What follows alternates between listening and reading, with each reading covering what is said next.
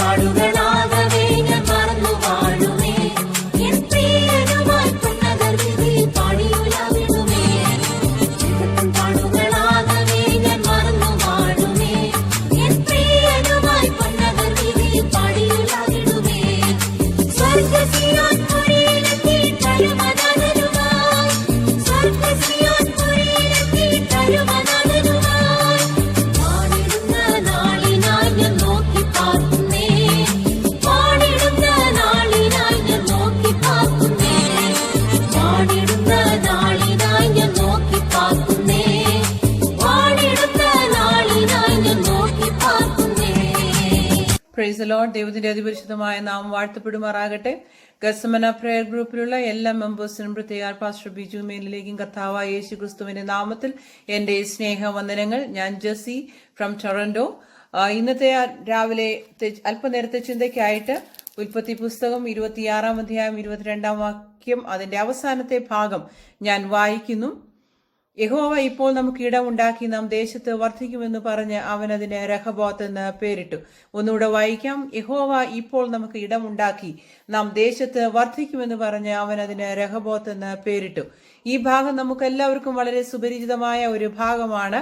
ഇസഹാക്ക് തന്റെ ദേശത്ത് ക്ഷാമമുണ്ടായിട്ട് തന്റെ പിതാവായ അബ്രഹാം സഞ്ചരിച്ച അതേ പാതയിൽ തന്നെ അബീമേലെക്ക് രാജാവിന്റെ അടുക്കൽ വന്ന് ഫെലിസ്തീയ ദേശത്ത് പാർക്കുകയും അവിടെ വിത്ത് വിതയ്ക്കുകയും യഹോവനെ വർദ്ധിപ്പിച്ച് മേൽക്കുമേൽ വലുതാക്കി അവൻ പ്രബലനായി തീരുകയും ചെയ്തു.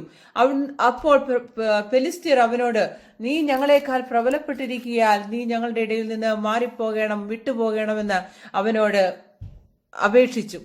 അപ്പോൾ ഇസഹാക്ക് ഒരു കാര്യം തീരുമാനിച്ചു.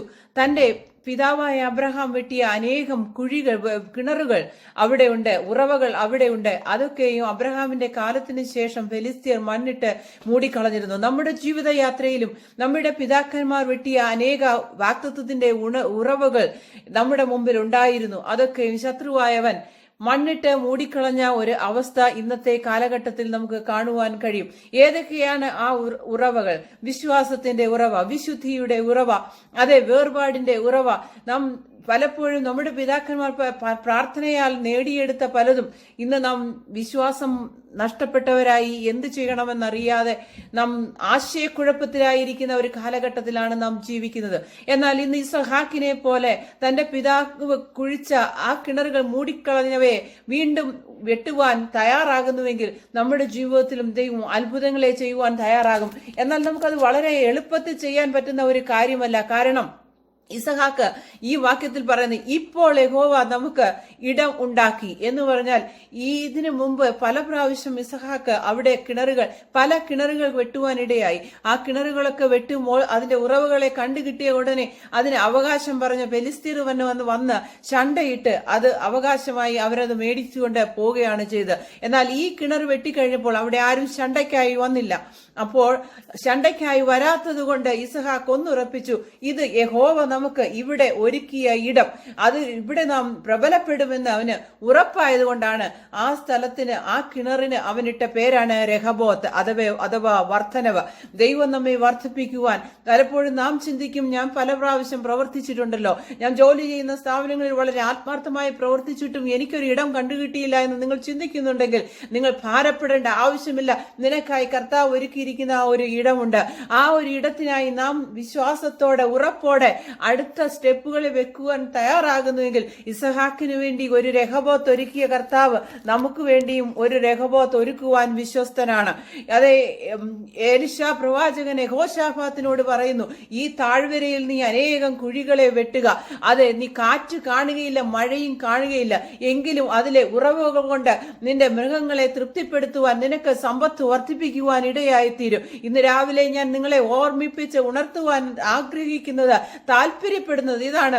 നമ്മുടെ ജീവിതത്തിന് മുമ്പിൽ നമുക്കൊരു വർധനവ് ആവശ്യമാണെങ്കിൽ, ഒരു രഹബോത്ത് ആവശ്യമാണെങ്കിൽ, ദൈവത്തിന്റെ വാക്കുകൾ പ്രകാരം നാം വെട്ടേണ്ട ചില കുഴികളുണ്ട്. ആ കുഴികളെ വെട്ടുന്നതിന് തടസ്സമായിട്ട് ഒരു പറ്റം നമ്മുടെ മുമ്പിൽ നിൽപ്പുണ്ടായിരിക്കാം. ചിലപ്പോൾ അതിലേക്ക് കല്ലുകൾ പറക്കിയിടുവാൻ, മണ്ണുവാരിയിട്ട് മൂടുവാൻ തയ്യാറായി നിൽക്കുന്നുണ്ടായിരിക്കാം.